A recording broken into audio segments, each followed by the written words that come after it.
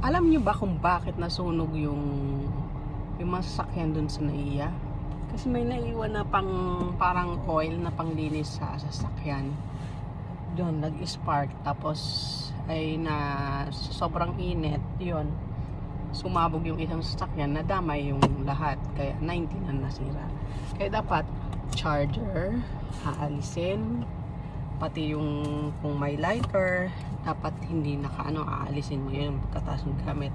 Basura at saka yung mga tubig inaalis dapat, at saka mapagkain, at saka yung kung may mga perfume, at saka kung ano-anong sa sasakyan, panglinis or what, siguro ito rin dapat alisin, dapat wala,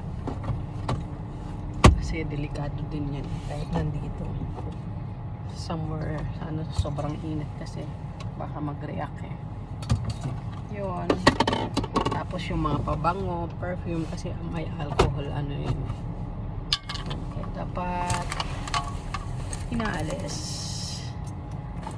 yan, nakatago lahat dapat dyan yan guys. Tapos yung mga basura sa basurahan, huwag iiwan sa sasakyan. Inumin ko muna.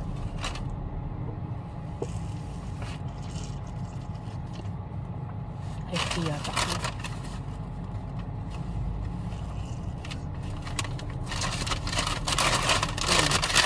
Leave your windows slightly open.